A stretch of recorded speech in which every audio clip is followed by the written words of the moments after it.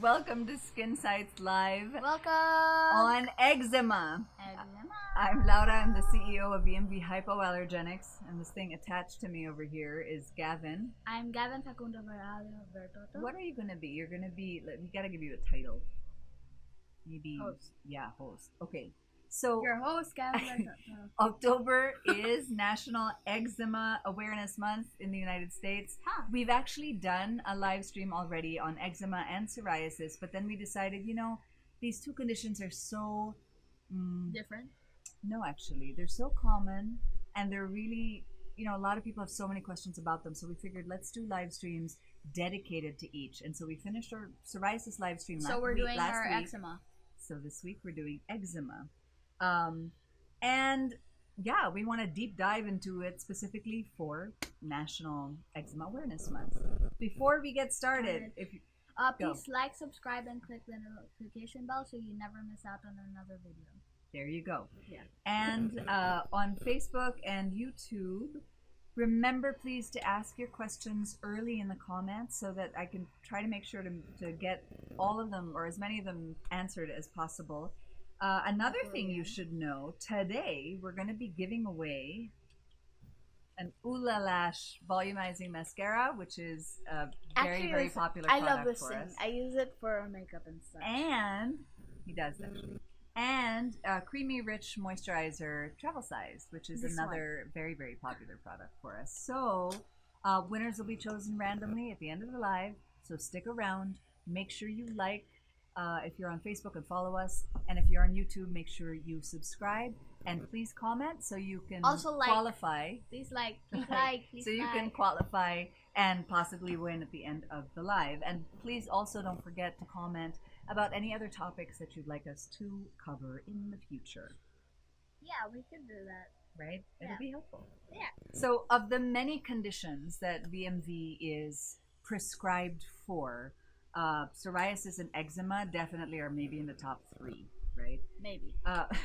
What might need clarifying, and my mom will do this properly as we do the deep dive into it, is eczema is actually a vague blanket term for many skin conditions, from atopic dermatitis to contact dermatitis and more. But what it is for sure is also inflammatory. It can be chronic. What another thing that we always tell people is to try not to self-medicate. So many eczema remedies and products that say they're specifically for eczema like to tout that they're natural, which is not a regulated term. Hashtag not real. Oh, stop. They can be. It's not regulated. Even things that are certified organic, which is great for some things. Actually, I want to do a live stream on what is the difference between natural, organic, and hypoallergenic. Let me know if that seems interesting to you. Yeah, let us know if that seems interesting to you, and please suggest other topics for our live streams. There you go. So anyway, a lot of these remedies and products are actually contain allergens, right? So a lot of natural ingredients, even organic ingredients, even ingredients that feel good and smell good are actually allergens and can trigger a flare-up. So the very first thing we always recommend with eczema is to get a patch test, because there are many possible triggers for eczema, including skin stressors like allergens. And you can have amazing clarity for such a long time with just proper prevention with eczema. What we normally recommend at VMV for eczema is an extremely gentle mascara, hair and body wash. So we'd recommend like Coo and Clean from the Grandma Mini Mom and Baby line. Hopefully it isn't backwards. You're holding it nicely, right? So that people can see. Or the Clark Wash, hair and body wash. And just like it sounds, it's gentle enough to be used on hair and body. So it's also great for sensitive scalps.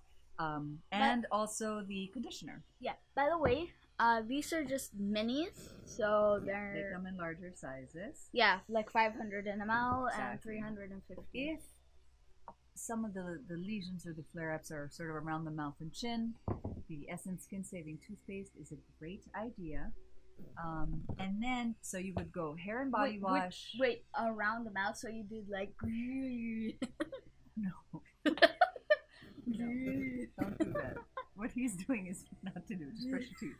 So you would go hair and body wash, very gentle, then conditioner, then toothpaste, then a very gentle facial cleanser, like Red Better facial cleanser. It's nice. I like recommending it for very sensitive skin conditions because it's allergen free, has coconut oil, monolaurin, and has those are already anti-inflammatory and barrier reparative. But there are also other anti-inflammatories there. So, cleanse body, cleanse hair, conditioner, toothpaste, cleanser. No toner because you really don't need it for very dry, sensitive skin conditions.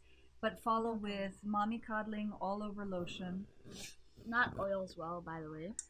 Well, actually, after that, you would then follow with Know It Oil or Oils Well.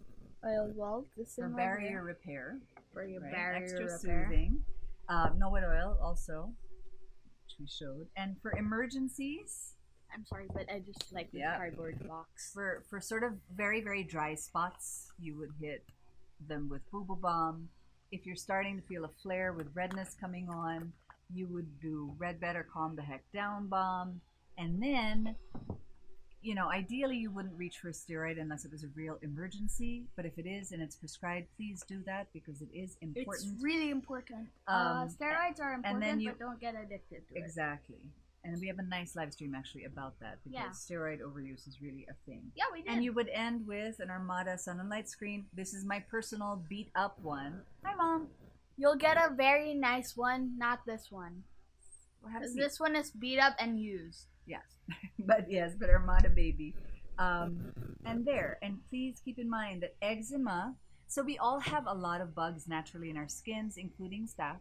Eczema studies are showing people with eczema tend to have more, and certainly if you have cracks in the skin, that can become inviting to opportunistic bugs, which can create secondary infections. So yeah, they're opportunities. The nice thing, all these products that we've mentioned over here contain monolaurin, which is a great broad spectrum antimicrobial. And another thing that my mom likes to prescribe actually a lot in the clinic is monolaurin pellets.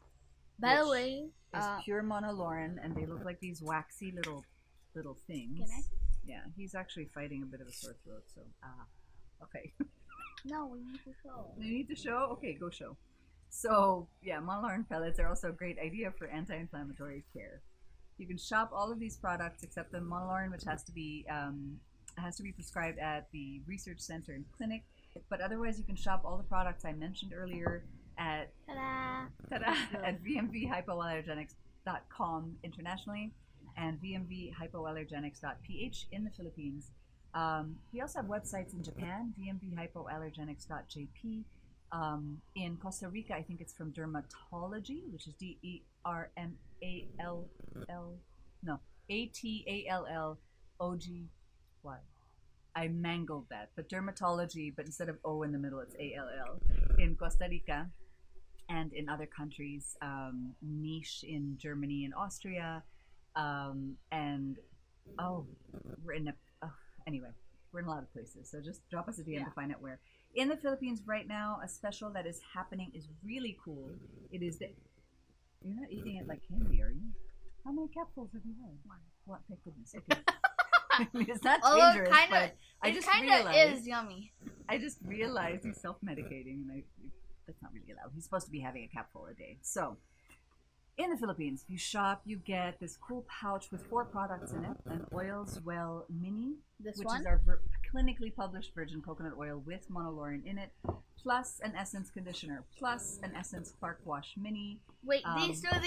Wait, you're going too fast. Cleanser. You're going too fast. So again, Clark Wash, conditioner, Red Better cleanser, Oils Well, all in that pouch. All in this super cool pouch.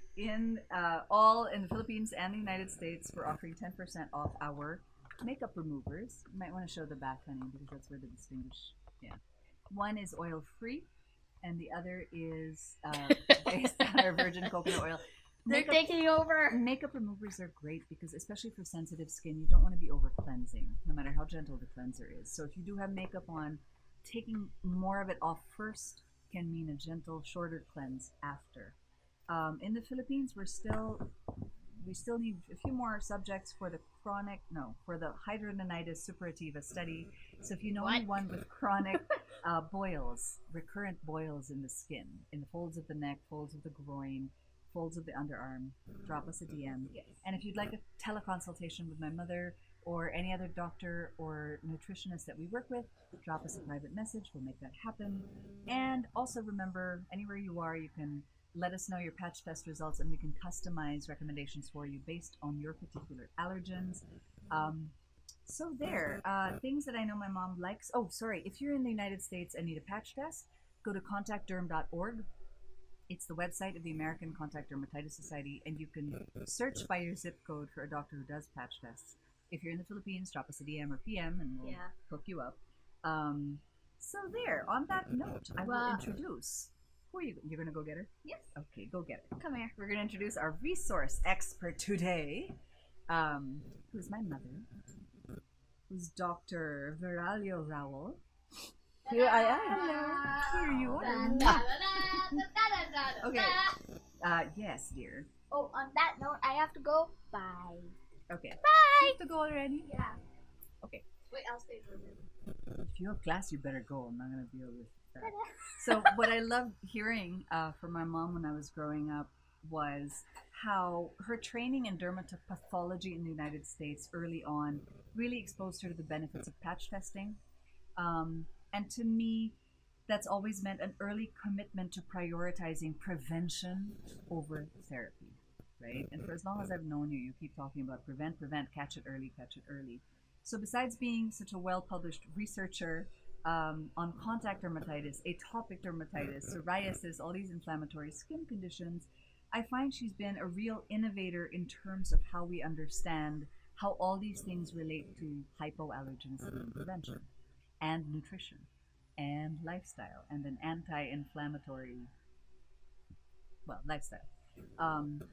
And so I've loved watching even her severe cases who come to her desperate and saying, I've tried everything, I've seen everyone, I've spent thousands and thousands of dollars to basically lead a life of clarity and ease and no itching, primarily through prevention alone, which I think is very cool. So say hi to everyone. Hi. Are you comfortable there? Would you like to move back? I want a pillow because it's pillow? a little bit. I have an octopus pillow, but I can't get to it. Where is it? It's right there next to you. Can you reach it? Oh, yes, it's perfect. There you go. Yeah, but that's in mind, like sitting on here. Check out how classy we are. Look, this is class, folks. There. Yes, you can sit on it. There. That Okay. feels so much All more right, comfortable. good.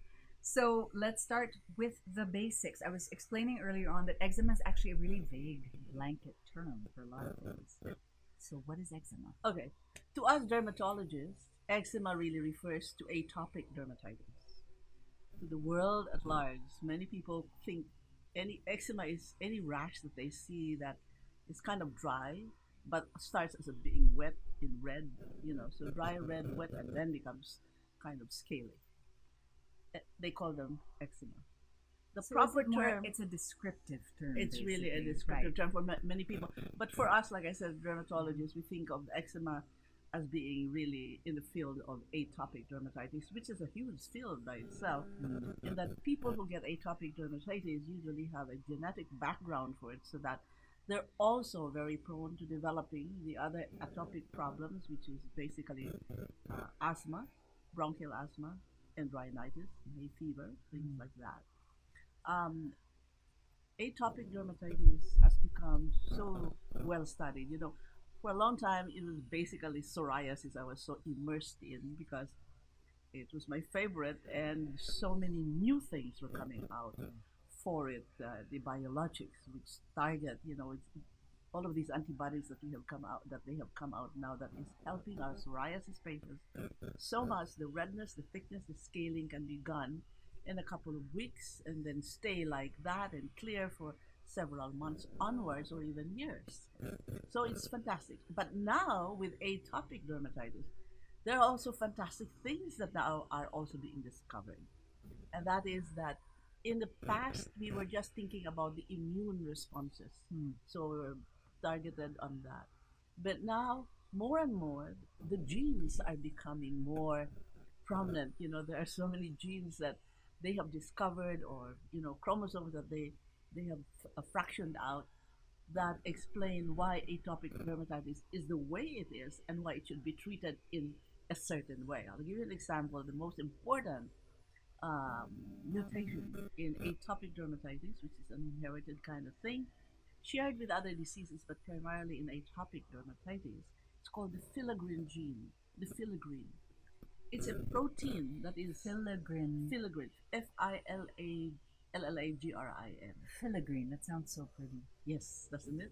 Filaggrin Filaggrin. gene. Yes, and it's present in the just before the stratum corneum.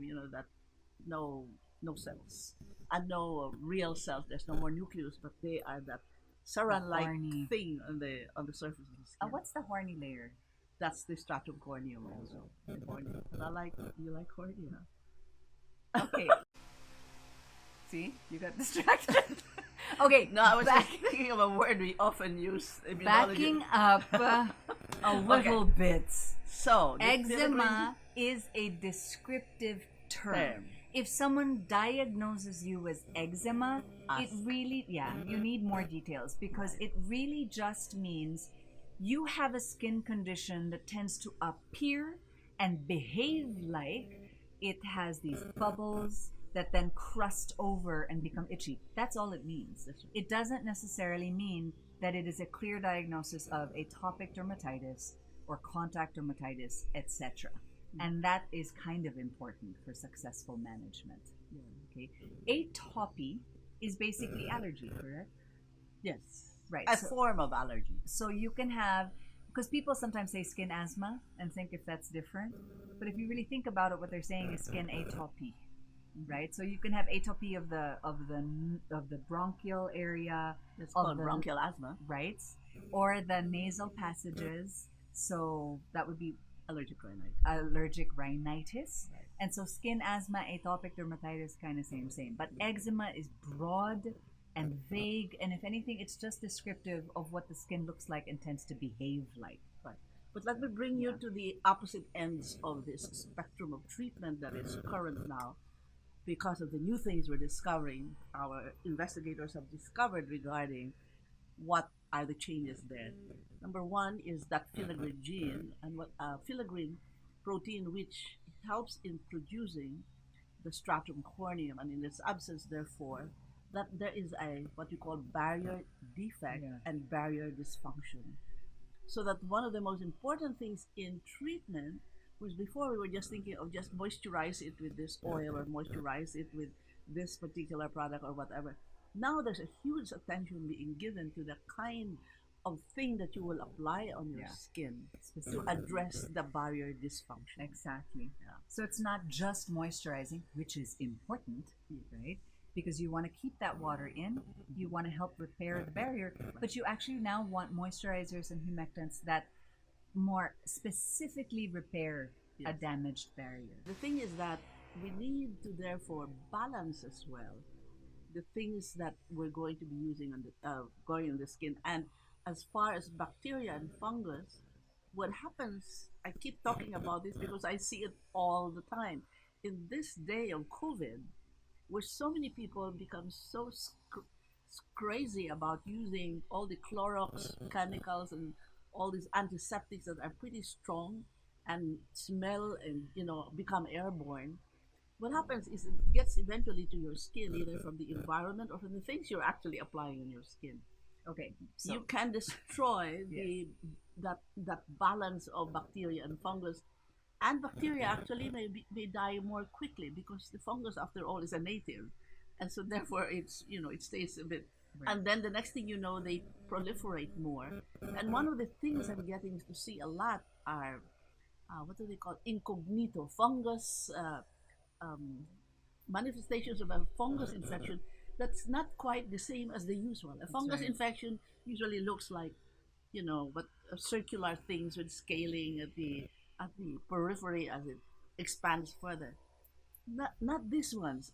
It's very interesting. I see it a lot. okay, that's tiny very little that's follicles. very cutting edge, and maybe we'll do another live stream on bugs. Okay, But sorry. let me back up and make sure. I'm so sorry, Facebook viewers. We got cut off for longer than on YouTube, and I'm sorry about that connection issue.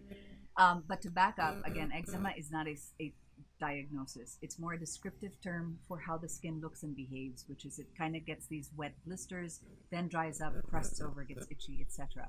It can be atopic dermatitis, which is a type of allergy like atopy of the lungs or the bronchial area or nasal passages, which would be rhinitis, right?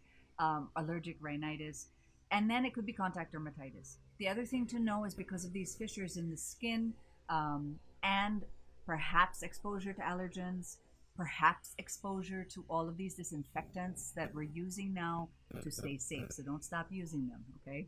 Wash your hands, use them, use monolaurin, wear that mask, social distance. Because of all these things, you might actually be damaging the barrier layer more, right? So you do need very, very gentle care, but also very specific care that specifically helps repair that barrier layer.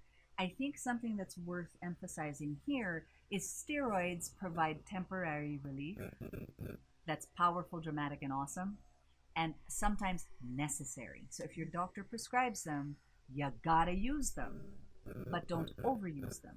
And the reason I mention this now is because they actually are not a friend to your barrier layer. One of the side effects of topical steroid overuse is thin skinning. Then the longer you use it, they become less effective, etc., etc. Check out our live stream on topical steroid overuse, for more of that. But so there, you know. Now, sorry, I want to make sure we get to some questions because we have quite a bit already. Anne has been saying, I'm so happy you were looking forward to this, Anne. I'm excited. My eczema started flaring up during the pandemic. I'm not sure if it's the stress, the anxiety, or food I'm eating. A combination of all. Yeah.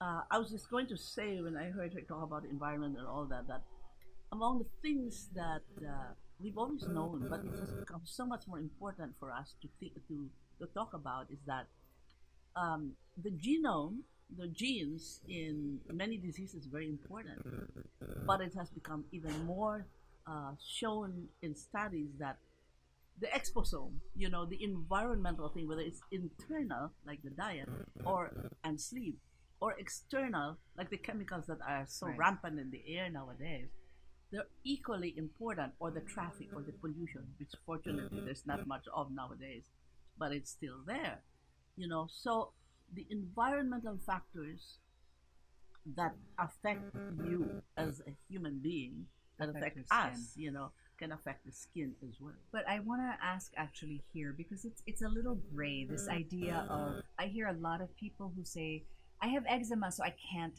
drink milk. The relationship between food allergies and skin allergies is not so well defined. So when you say, Anne, that I don't know if it's a stress or anxiety, probably it's a stress and anxiety. That's not helping for sure. Stress and anxiety are known triggers for psoriasis and eczema and rosacea. Very inflammatory. So if you can try to focus on getting the 7 to 8 hours of sleep a night, there's a wonderful meditation app that I use that's free. It's called Insight Timer, and there's guided meditation there, and it's timed, so you can do that every morning. Certainly seek out a therapist or support group for help, but definitely stress and anxiety, yes, will affect eczema or eczematous conditions. Food, however, is a little grayer, right? Inflammatory food, so if you're eating a lot of junk food or highly processed foods with lots of dyes and lots of preservatives and things that our bodies don't even recognize as food, probably they're inflammatory. So they might be triggering or contributing to a flare-up. So there now are a number of studies that are coming out. Yeah. Mainly they start with the petri dish, and animal studies. Well, a couple of years ago I decided, let me do clinical trials on the diet. And specifically, I decided to compare the oil that most people in the whole world use in order to cook and fry those lovely chips and things that come in cans that we like to eat, or you may still like to eat.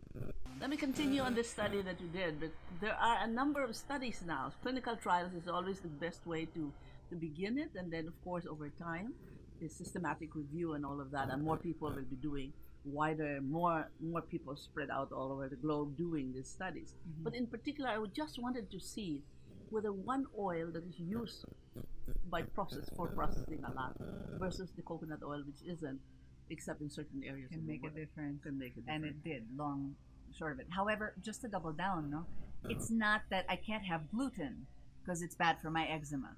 Mhm. I can't have dairy. I can't have crabs. I can't have.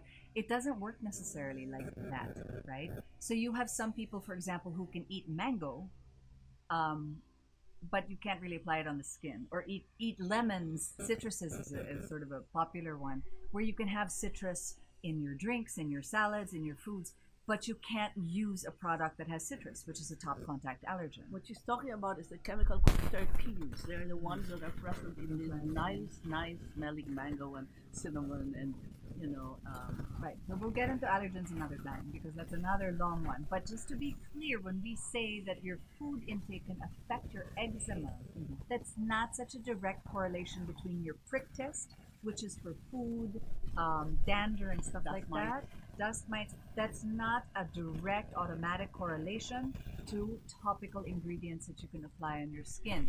Or it's not a direct correlation to if I have a prick test and it shows I am allergic to chicken or peanuts, that if you eat that, your eczema is going to get worse.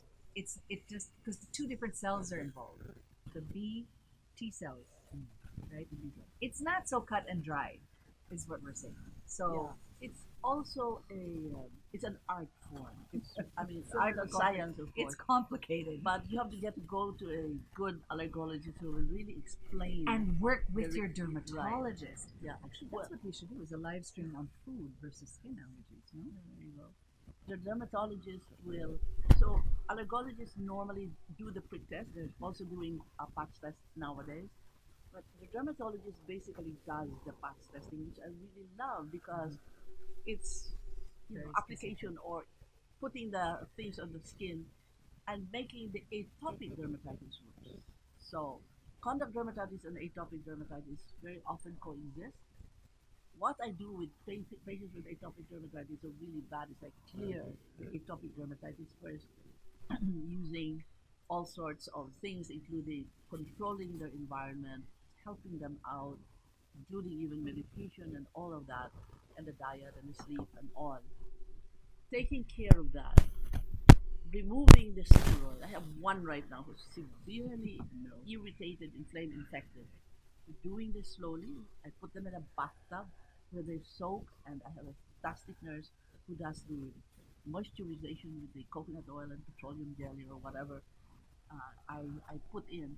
But the thing is that by calming it down and making the person also feel loved and comforted and improve their quality of life, slowly it goes down and they become much better. So once they are clear, however, of the atopic to the most part, I will do a patch testing on the back because then I can really see what they're positive for. The most And what they common ones avoid, yeah. are the fragrances that are added to products and the preservatives that are used, and of course, rubber, nickel. Okay, so sorry, getting back. But let's go there some other time. Okay, so we're having several connection issues, guys. I really hope that you can hear us anyway. Let's go to the next question, which is from Online Freedom, Freelance Freedom. What's the purpose of monolaurin taken internally? The monolaurin taken internally is the active monoglyceride among the fatty acids, among the triglycerides from coconut oil. And what the monolaurin does is that it's been shown in a number of studies already, both laboratory and clinical, that when it's taken internally, whatever is roaming around inside the body, which is needs that is not native to it, will be killed by the monolaurin. Um, so I use it a lot in people who have taken so many antibiotics and have resistant strains already, because its action from the antibiotics are different.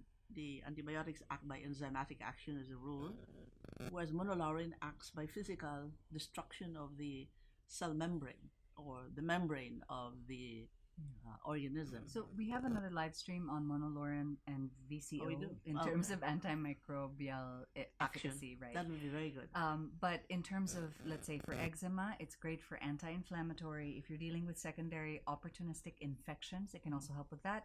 I don't know if you were here earlier in the live stream, but my son was taking it because he's dealing with a scratchy throat. So he's actually trying to prevent, we're trying to get ahead of it with monolaurin and virgin coconut oil gargling to prevent having to use an There's the word antibiotic. getting ahead. The most important thing about these genetics, these inflammatory diseases, is if you get ahead, prevent that, Yeah. nip it in the bud, you're much better off, and it really cuts it short and it goes away. Exactly. Which Yeah. arguably is the thing with anything. I mean, it's much Yeah. better to Preventive. exactly take care of your heart health by exercising every day, eating properly, instead of waiting till you need a triple bypass. I mean, May I just continue a little bit, because I'm very proud that yesterday we began the day one of our research study in one of the major medical centers in the Philippines. And what the study is about is actually using not monolaurin, but the VCO, which is the source of monolaurin. But in addition to the monolaurin from there, it also contains other monoglycerides that might have antiseptic properties as well as fatty acids. But our hypothesis is that about 80% of the virus, the COVID virus, lands on the skin, which is the reason we're asked to wear our masks. I'm gonna cut this short because you have so many questions and I want to get to it. But what I do want to do is we do have a video. First, we have a live stream. Oh, yes. We have a live stream on VCO and monolaurin, but we do also have a video where she talks about this in great detail. Yes. But yes, in terms of monolaurin taken internally, that can help with some of the secondary infections, getting ahead of it, anti-inflammatory. For Ana Del Rosario, how does water, I love this question actually, how does water play a role with people with eczema? Like, do we not know hot water, drinking water, bath water, spring water, alkaline water, etc.? Very, very good Nice, question. Yeah, okay. That's a good one. Let's start first with the barrier. The barrier layer the skin contains is made of what we call the mortar and the brick and mortar. The brick being, like that, and then the mortar being the old cells that no longer are cells, but they're just stratum corneum, but very effective, very functional. And then the glue that binds these bricks together. The glue is mostly oil that we were just talking about, and the ceramides and all that. And then the bricks are actually also contributing to that barrier. And a number of things that are there are proteins, and proteins are water soluble. And NMF, natural moisturizing factor, which is made there, it's one of the factors there. So I see a lot of people who really get with the hot water because it's so itchy, it feels fantastic. So they shower like crazy. Number one, the pressure of the water is traumatizing to that skin, which is already barrier deficient anyway, so it's not good. Number two, the water, if you use it a lot, it will wash off actually. It will wash off the water soluble, the water component, the watery component of that barrier layer of the skin. So therefore, too much water, balance folks, too much water, water is good for cleaning, but too much of it will also help wash out some of that very important ingredient of the barrier of the skin. So yes. That's actually why, they say even just simple water can be stingy when the skin is very flaring already. And it's also why even just the simple hand washing, when done over and over again, can be irritating. Here's another one. In atopic dermatitis, very often they may have also rosacea, the steroid acne and steroid thinning of the skin, and contact dermatitis. So they come and they're so bright red in the face because of all of these things combined and the use of the computer for long hours in a day. The point is that when I see somebody like that, my first to go to is stop everything, get the coconut oil. It's lovely because when you put it in the refrigerator or in a cold room, it becomes like white butter, but nice and cool. So I get them to get a face towel that's washed in a soap I like, which has no fragrance, etc. And then to soak it also in the cold, put it in the fridge, and then apply it with the coconut oil as a cold compress. By itself is anti-inflammatory and it helps bring down and calm down the person. But you were asking about water. As you wash it, however, I recommend to them, use distilled water, and if you distilled drinking water, because if you use the tap water in certain Chlorine. practically Fluorine. areas of the world, they add some chemical. Like in our place in the world, they add chlorine, and so therefore you're adding In more the United chlorine. States, fluoride is added. Yeah. I think there's got other chemicals. So if too, you're I'm not sure. sensitive, then yeah, I mean, especially during. Okay, so if you practice proper prevention and you're normally clear for the most part, then regular showering should be fine. Yes. Just don't regular. don't use crazy Hot and strong strong. and hot water. Think tepid, think gentle. So because I know some people with a flare up, they get itchy, so you want it really hot and really strong, which is a bad idea. You want it tepid, you want it gentle. This is for general is fine to use regular shower water, whatever. If you're experiencing a flare and it's very sensitive and whatever, then you might actually want to shower less for a bit, use the virgin coconut oil cold compresses, and for a while, maybe even just do like gentle sponge baths with distilled water. So you don't have the chlorine and the fluorides and stuff to deal with, right? Until that sort of subsides. Yeah. So then you were asking about other kinds of water. Yeah, spring water, alkaline water. Alkaline and what's a favorite of some people? They use certain chemicals or whatever. Vitamin water. Anytime there's a chemical added, and people were asking me about these things where there are filters and all that. And what I always ask is, can you just show me or can you read up on what the filter material is made of? Yes. Is it just a material? Is it a metal? Is it, is it something that over time may corrode? Like stainless steel, we like even in people with allergies to nickel, and that's very common, by the way, in atopic dermatitis, and in eczema. Earrings that are like this, they're beautiful, isn't it? But this is made of a little bit of nickel and can cause my itching here. This gets removed immediately That's after why the patch show, test right? is so important. Yeah. Okay. But then, yes, the water. so we tell people, well, if you The can't filter. afford, 24 karat gold all the time. Gold is an allergen now too, folks. Yeah, Sorry. it also is an allergen. Stainless steel is good. This is true for people who are cooking, for instance. Very high hold quality stainless because steel. But it's got to be high quality. This is a long discussion. I can go into nickel. I'm sorry. Nickel we alone. keep going in different Nickel directions. alone I should be a apologize. live stream. Don't, because this is interesting, I'm sure, for them. John is asking on YouTube, when it comes to certain conditions like this, would it be good or all right to use humidifiers as well? Maybe not. Maybe yes. Humidifiers. You must be living in a cold country, right, where you have the heater ongoing. Yes, definitely. Well, some people here might work in office, although not a lot of people are back yet in the office. But if you work in or if you spend a lot of time in any environment that has air conditioning or heating, then the skin can get quite dry. Quite dry. And the because of the humidifier weather. can help. Yeah. Humidifier will work. Help as well. Yeah. And of course, then you avoid the water, the shower, and all, because men in particular, as well as women. Yeah, so short answer to John, it's actually not a bad thing. It's actually a good thing. Yes. It can really add to the humidity of the environment instead of being because anytime you have a heater or AC, it's drying. But no chemicals in there that smell nice. Yeah, don't add stuff. Don't add aromatic oils and none stuff. Of that. Okay, Akashira Yamada.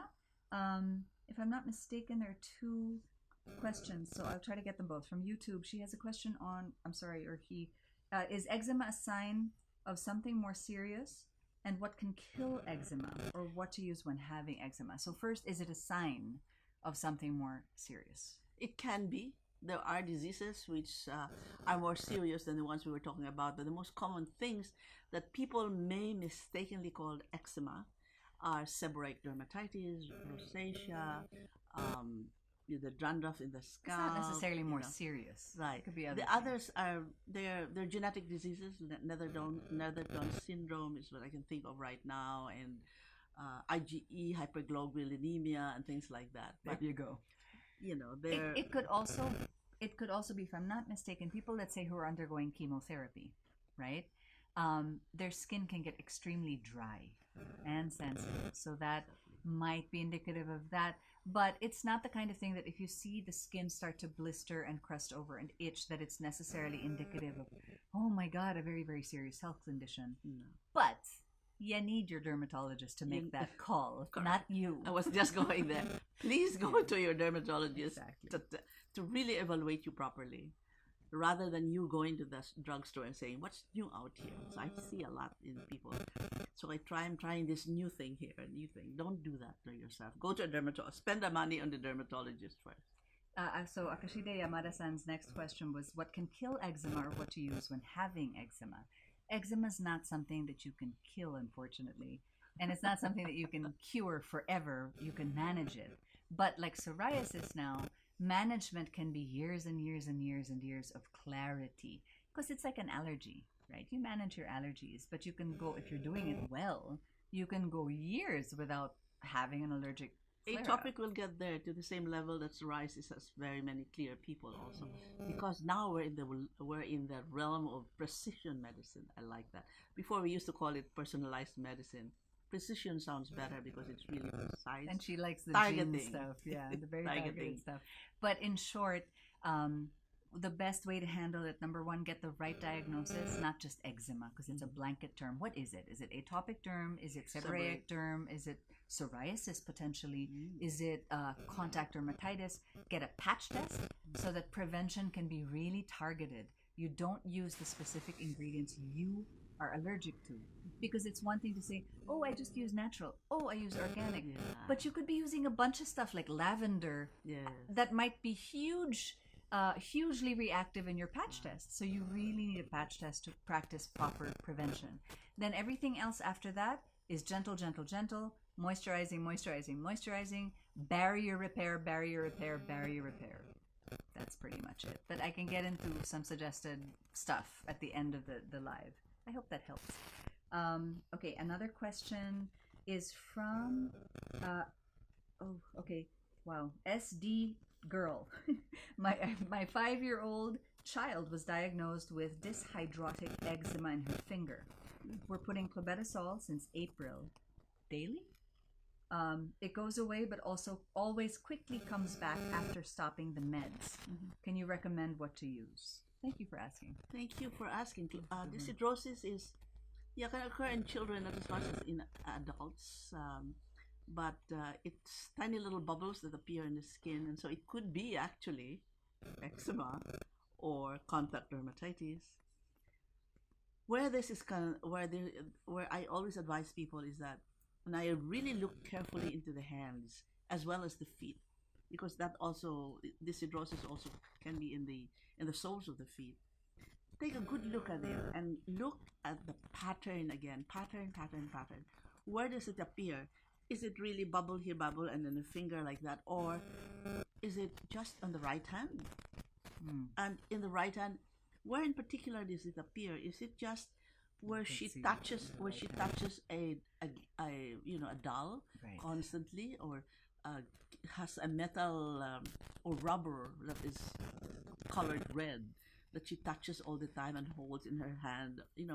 You have to be a little bit alert to that, and maybe when you go to your more doctor, investigative. Yes, investigate also. Right. So more aware of it. You can do a patch test on a 5-year-old. Oh yeah.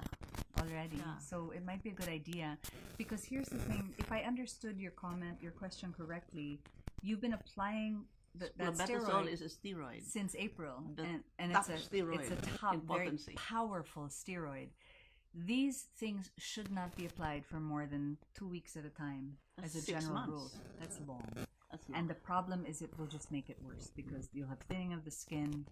You might have secondary infections happen, and Absolutely. children's skin can be more absorbent than adults. So we need to get that steroid use much more controlled. Try this. Get a pair of real white cotton gloves. Put it on if it's in both hands. Put it on one hand, and on the other hand no glove, and see if the one on the right side will clear up and the one on the left doesn't. I mean, It seems to be just on a finger, if I heard. Because I did that recently to a Point, patient. point being, obviously, a proper diagnosis and any Yes. kind of consultation can't happen here, because she can't see it really and can't get a full history. But some quick suggestions that would apply to anybody. Number one, look about a patch test. See if a patch test is possible, because that can really help identify what she might be touching that is causing that flare up. As you're trying to get off of the steroids, I would suggest dialing back and really going to ground zero. No perfumes in the soaps or the shampoo or the moisturizer or any other thing. Laundry detergent might be an issue. Look, like she said, what is she touching a lot? A toy, something that has known allergens in it. We can certainly help guide in terms of allergens, but probably a patch test is the first place to go, because topical steroids ideally should not be used more than 2 weeks at a time, period, and then reserved just for Most 4 months, emergencies. 4 weeks. Yeah. Okay. Manage eczema for babies. This is from Nina. Less than a year of age. Yes. Is there one thing we can do that will somehow help manage for babies? Yeah, then you'll also again have to look at contact. Contact dermatitis is not all allergy. Many times, especially in babies, it can be an irritation from either the chupon, the rubber, Chupete. Wow. the nipple, The pacifier. Good Lord. it can be from the pacifier, so pacifier. around on the lips. It can be because of the soap that you're using for the laundry of the pillowcase, or maybe too strong, like using the things that you would normally use for an adult that has a bleach and a fragrance, and so that might be the irritant. And the other one is it could be airborne because of all the chemicals that are in the air right now. So you'll have to be a little bit more investigative as well. What I normally do is apply an oil to make a secondary barrier to that skin, more as a preventive, Yeah. so that it doesn't attract, it doesn't get directly into the skin. Also, allergen free everything. Again, Yeah. so many products for babies are heavily, heavily fragranced. Or have other contact allergens. A lot of baby clothing is brightly, brightly colored. So that means there's a dye for sure. And especially if you have it in areas where there's a lot of friction, like in the hands or like little hats and stuff, That's or right. garters around, like, I know there's PJs and stuff that have garters around the wrists and the ankles. That can be a real issue. Or the doll that the baby is lying down or on, favorite, yeah. the favorite Although, thing. yeah, You know. this is under a year. Also, remember, for newborns, you don't actually need a lot of soap for cleansing. So, for example, for cleansing the diaper area, VCO is wonderful, especially for really sticky catastrophes. I remember this from back in the day. And you don't actually need soap at all for the face. Just a cotton ball with clean water on the face is all you really need for a newborn. And remember, it's probably not atopic dermatitis if you notice it already from very a young. few days up to about 3 months, because the baby is still not producing IgE. They're not yet mature enough, the cells, I mean. So anything that occurs very early is probably more of an irritant dermatitis, maybe from drooling, the milk going into the skin, things like that. So those are the things you have to look at. Okay, I have a question here. It's a little bit specific to product, but I think you can answer it just based on formulation, because it's a good one. From Helen on Facebook. My dad has bad eczema on his legs for years. His dermatologist recommended steroid creams, but they can't be used long term. Yes, girl. Due to skin atrophy. Exactly. The itchy rash would look better but would recur and he'd scratch it again. What do you recommend that's safe for long-term use? I'm thinking a moisturizer with virgin coconut oil, but is there anything else? Yes. With long use of steroids, I'm pretty sure there's bacterial and fungal infection already. So that might be also why it's recurring and causing the itch. So what I normally I've been doing scrapings of skin more and it doesn't more. hurt. The scrapings are just, it's quick. It feels good. It's actually like scratching. And then examining that scale or that thing that I will get from the skin. Yeah. I've been getting 4+ really heavy numbers of fungus, or then I have it cultured bacteria, and some of them are resistant already. So again, really long-term eczema, especially if there's been long-term use of steroids, and you're seeing, especially if you're already doing really proper prevention. And remember, proper prevention means allergen-free everything.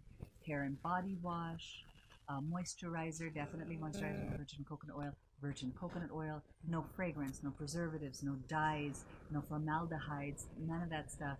Even in the laundry, even in the clothing, even in the color of the clothing, if that's being done so well, if you've already done a patch test and are practicing prevention beautifully and it's just recurring, Think of an infection already. think potentially of asking your dermatologist, hey, do you think it's time maybe we do a scraping and have it analyzed micro by a dermatopathologist, or do a culture and sensitivity test to really figure out, is there a secondary infection here that's causing the recurring itching?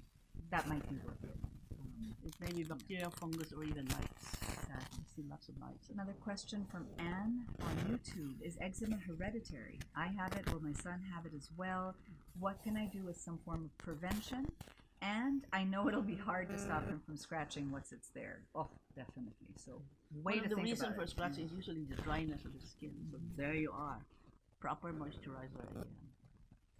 So, on the note of hereditary, we talked about this briefly in the psoriasis live stream last week, but I think it's really worth repeating. She talked about exposomes, which are the factors that contribute to certain problems that are not, you're not born with them, they're not genes, right? So they're exposomes, but they're not just external.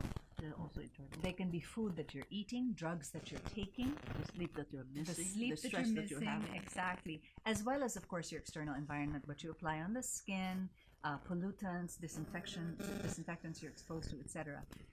But in turn, what is the opposite of exposomes? The genome was so the genome, the right? genome So project in 2004 they finally found. yeah.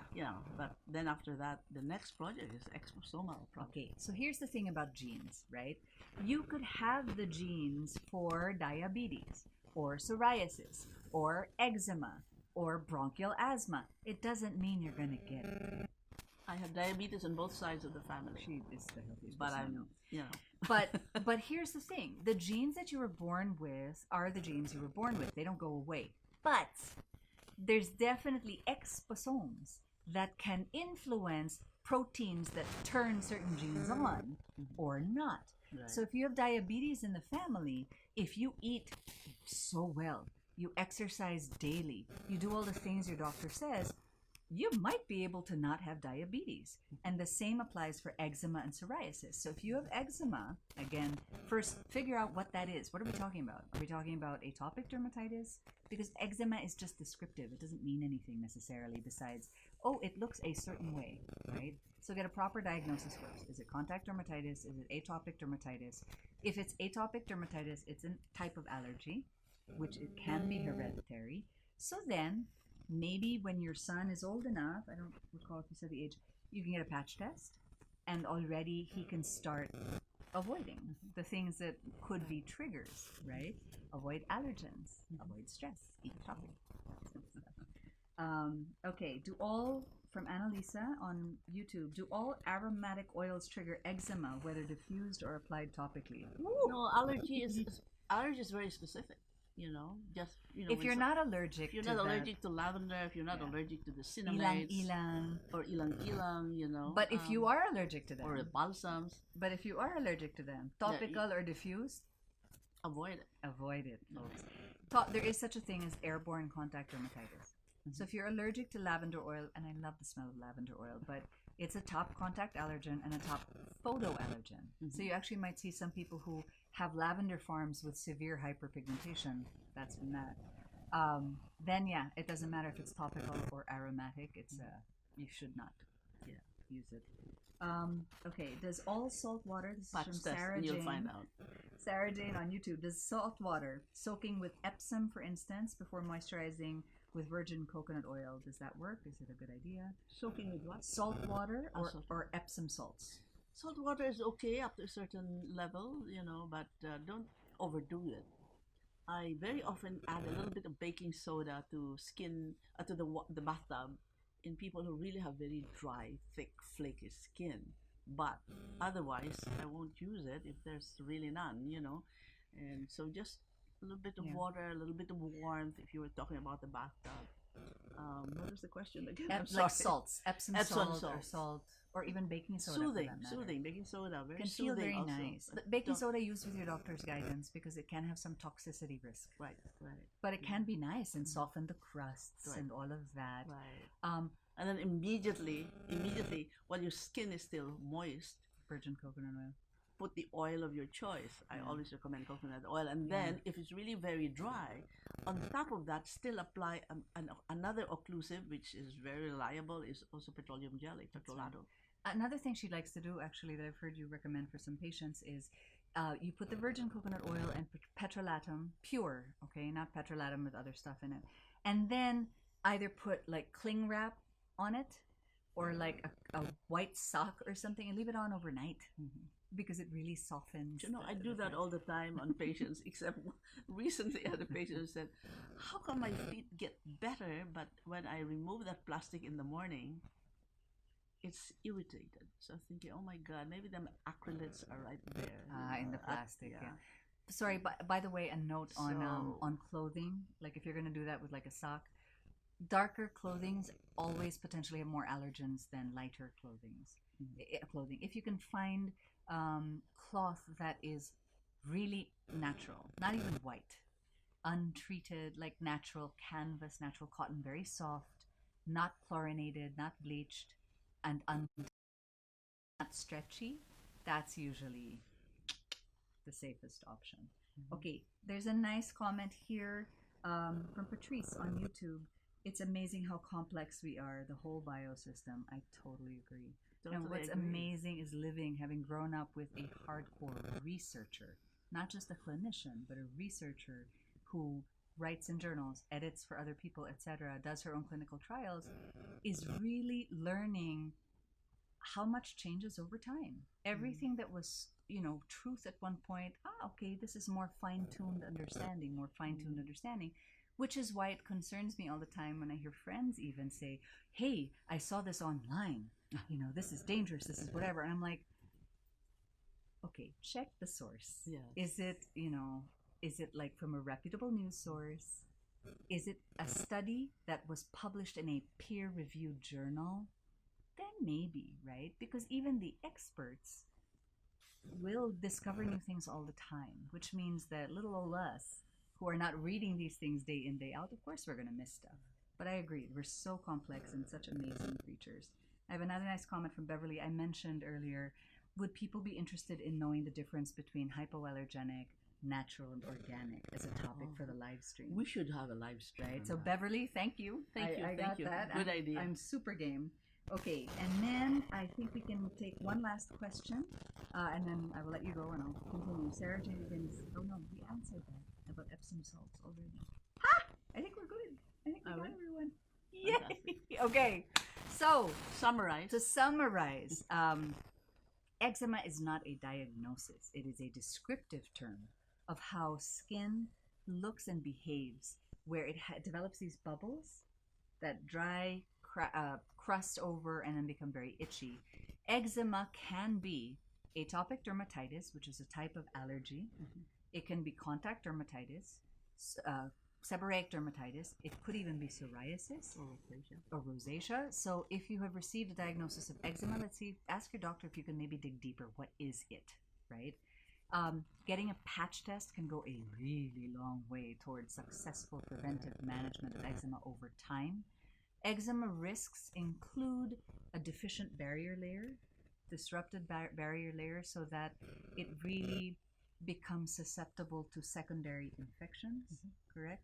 So in addition to prevention by avoiding your particular triggers and allergens, avoiding stress, lack of sleep, anxiety, all those things, and bad food, and your allergens, etc. Then also your next step is moisture, and barrier repair. And that means not just moisture, but very specific things like virgin coconut oil that are very targeted to barrier repair. Ceramides, also cholesterol, etc. Correct? Right. And if you have been on steroids for a long time, I urge you please to look at the live stream that we did maybe 2 weeks ago on topical steroid overuse, the risks are really, really big.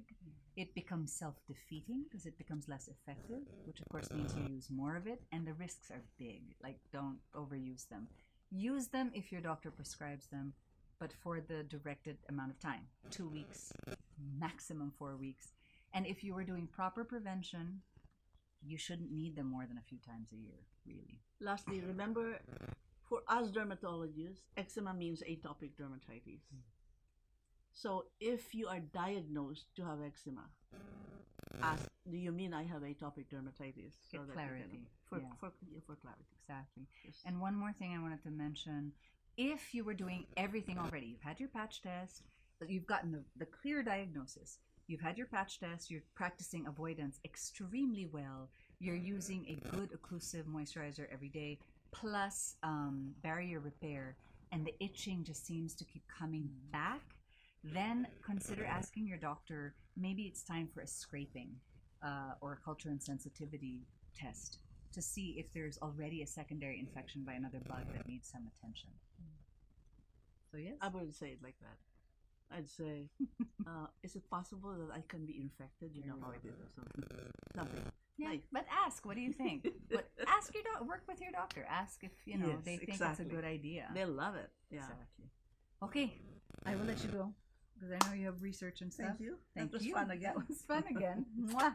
I'll stick around a bit. Bye, everybody. Um, Have a good day. Distance, mask. Okay. Bye. Bye, Mom. Okay, so very quickly, I will answer. I had one question about applying red better on the eyelid that's itchy and dry. Yes, but very. Yes, but very, very lightly and sparingly. So not even a pea-sized amount. Very, very light and sparingly. But again, please try to get an accurate diagnosis as to what it might be. Blepharitis, is there contact dermatitis happening on the eyelid? Is there something airborne like a scented candle or chlorine from disinfectant wipes that might be causing this? Or eye makeup? It's really important to get a proper diagnosis. Maybe a patch test is required because you honestly, red better you shouldn't be applying anywhere. The calm the heck down balm shouldn't necessarily be something that's applied every day unless you're experiencing a flare. When I have a flare of my seborrheic dermatitis here, for example, I use red better calm the heck down balm maybe 3 days in a row, maybe 4, but not daily. For maintenance, I might use red better daily moisturizer. And then Chad, I've used VMV for nearly 2 years. Big change in my skin condition. Yes, this is why we do what we do. This made my day. But okay, in closing, because we've had you guys here and it's been wonderful. Your questions were great today, and I want to make sure I get to the winners. Okay, so we talked about the summary. Some of the suggestions, someone was asking specifically about what products to recommend. Coo and Clean Baby Wash. I don't know if you can see that. Maybe I need to get closer. This is Coo and Clean Baby Wash, or Essence Clark Wash, which is this, and Essence Conditioner, which I have somewhere. There you go. Essence Clark Wash and Conditioner. This is for hair and body washing, both allergen free. Everything allergen free. Has monolaurin and virgin coconut oil. And then for facial cleansing, the Red Better facial cleanser is great because it's allergen free but also has coconut oil, monolaurin, and anti-inflammatories, which is always great for atopic dermatitis. And then if it's around the mouth and chin, you might want to consider Essence Skin Saving Toothpaste. A lot of flavors people don't know are related to fragrance, so they're actually top allergens as well. Daily use as a moisturizer. My mom was talking earlier about occlusion and layering, right? So we normally recommend starting with like a daily moisturizer like Mommy Coddling All Over Lotion, which is, yes, packed with virgin coconut oil, but then following with Know It Oil or Oil as Well. These are both our clinically published virgin coconut oil, but Oil as Well has monolaurin added to it, which is great if you suspect a secondary infection. On top of that, what she was saying about the petrolatum, pure petrolatum with virgin coconut oil and monolaurin. You can follow the moisturizers with Boo Boo Balm. And then if you're experiencing the beginnings of a flare, again, try to get ahead of it. Red Better Calm the Heck Down Balm is a great option. And a sun and light screen. The nice thing about Armada Baby, I apologize, this is really beat up. This is my own that I use every day. Armada Baby or Armada Post Procedure are physical barriers as well. So they're added protection against contaminants and pollutants. And you can find all of this on vmbhypoallergenics.com. In the Philippines, it's vmbhypoallergenics.ph. In the United States, remember you get 30% off of these little guys, which are a handy size of Know-It Oil when you get 5 of them, which is about the equivalent of 120 ml, our normal size. And they're super handy for when you're going out doing errands or for frontliners, keeping them in your pocket for more disinfection. And in the Philippines, we have a cool special, which is this pouch. I get my due plus 4 products inside, including the Oils Well, and then Clark Wash and conditioner, the Red Better cleanser. Yeah, so 4 products, which is really cool. And then also in the Philippines, if you are interested in the Monlaurin pellets, please drop us a DM so we can put you in touch with the research center and clinic. For both in the Philippines and the US, we're doing 10% off of our makeup removers, which are really handy. Again, you know, we were talking about the importance about not over cleansing your skin. So being able to use a makeup remover beforehand lessens the time and the scrubbing of cleansing. One is oil-free and the other is based on our virgin coconut oil. In the Philippines, we're still looking for subjects for hidradenitis suppurativa, which is a chronic frustrating condition of recurrent boils in the folds of the neck, underarm, and groin. So DM us if you know anyone or if you have that condition. It's a great study. And if you'd like a teleconsultation with my mom or any dermatologist we work with or nutritionist, drop us a DM and we'll make that happen. And if you're struggling to find formulations you can use, remember you can send us your patch test results and we can customize recommendations for you based on your patch test. So, winners today. Thank you guys. Your questions were awesome and I'm so happy we got feedback about future topics, but we'll be giving out today an Ulalash Volumizing Mascara, which is one of our all-time bestsellers, and talk about multi-decade bestseller, our creamy rich intensive moisture milk. Congratulations on YouTube to SD Girl 4JC, John Manalo, Chet Guevara, and on Facebook to Helen Blaz. So I hope you heard that. I hope we're still live. My connection's been wonky all morning. Okay, we have one last question from Ellen. How to manage severe eczema when pregnant. All the stuff that we mentioned are leave-on products that are completely safe. When pregnant, we should do another live stream on pregnancy, actually, because not a lot of products get through the epidermis to the dermis to the bloodstream to the uterus. But there are certain things to look out for, like retinoic acid, which is a teratogen, and salicylic acid, which can cause tinnitus, and steroids, which can penetrate the dermis. So, on that note, I hope everything is good. I hope everyone heard me. Congratulations again to SD Girl 4JC, John Manalo, Chet Guevara, and Helen Blas. I hope this was helpful. And definitely, please let us know in the comments. We'll check back again later to see if there are other topics that you'd like us to cover in the future. So there, I'm just going to make sure that yes, everyone heard me. Okay, thank you, everybody. Thank you again. I will see you next week. I think we're covering hair loss and men's skincare next week. So everybody have a wonderful, safe day or evening ahead of you. And yeah, be well, everybody. Don't forget to drop us questions as you have them.